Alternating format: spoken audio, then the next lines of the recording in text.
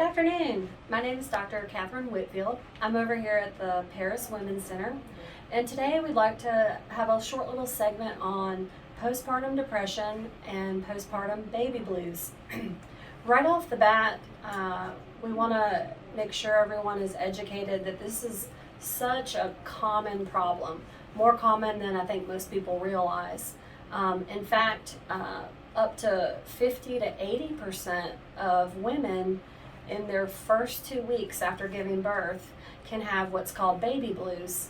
And how we distinguish the baby blues from depression is that baby blues are transient, and that you might have these fleeting thoughts and they're going to go away on their own, and they typically don't require treatment.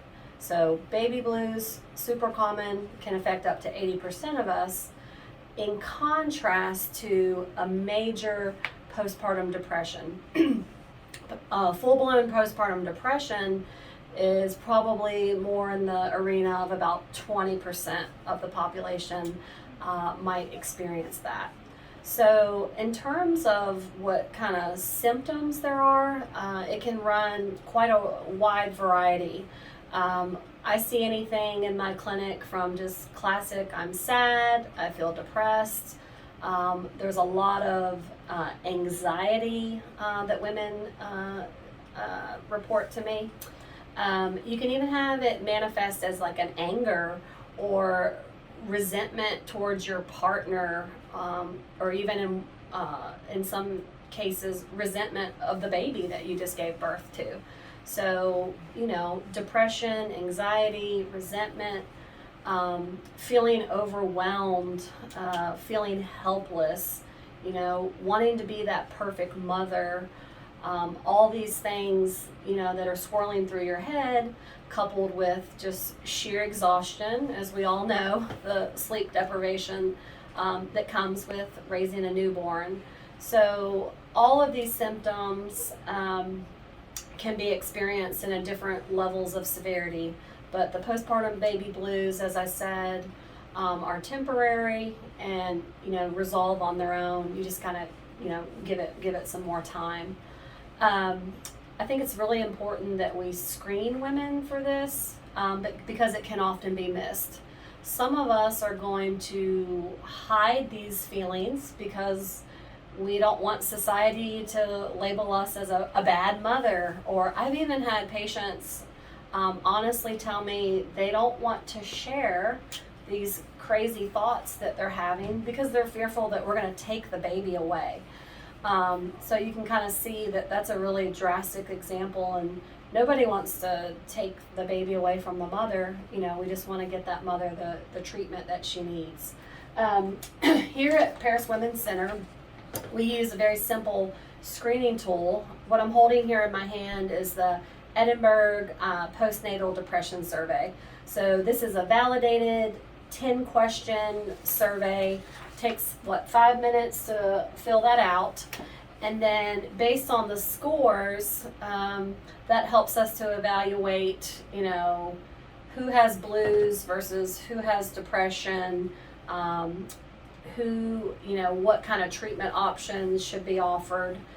Some of our pediatric partners, actually, when you take your baby for the appointment, they might have you fill out the questionnaire.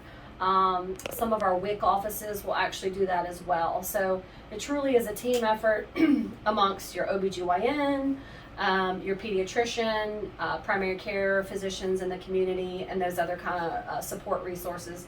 Everybody's pulling for you as a new mom to succeed. So once we've done the screening process and the scoring, we can kind of talk about some different treatment options. I find that a lot of women just simply need more time, and they just need support.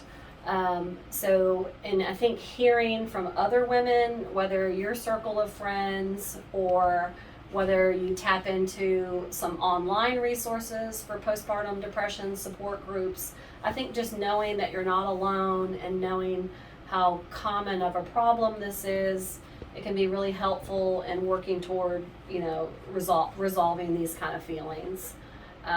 So other treatment considerations, of course, you have medication.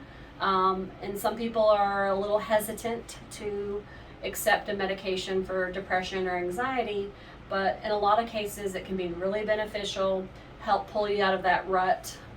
These medications are not addictive, and they can just kind of help you through a rough patch, and it doesn't mean that you need to be on them indefinitely, maybe 6 months, maybe a year, kind of based on the scenario. Behavioral health counseling is going to be a huge treatment option. Here in town, we do have Carey Counseling, who a lot of people are familiar with. We've also found a very valuable resource, Mrs. Anita Gray out of Mackenzie. She is a licensed clinical social worker and has been a therapist for over 20 years. And she's been phenomenal in working with me and our mutual patients with, helping people get through this difficult time of the postpartum depression. So, as we said, you've got give it more time, get support from family, friends, online support groups, consideration for the pharmaceutical, and then therapy. Or perhaps you might need a combination of those therapies as opposed to just one. So, other things kind of, when we look at current events, we're in the middle of a pandemic. It's nerve-wracking to have a baby in a pandemic because you're worried about your health, you're worried about your baby's health. So that's a whole nother psychosocial overlay that can play into this. We don't want to discount our male partners.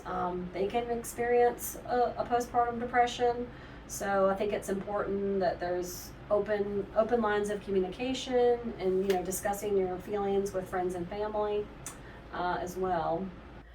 So in summary, we've talked about just how common of a problem this is.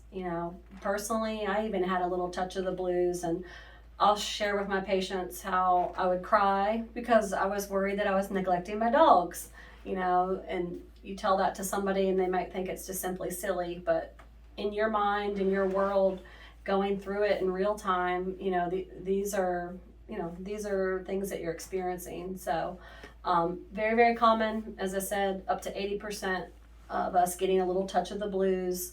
20% of pregnant women in the postpartum phase can get into a major depression.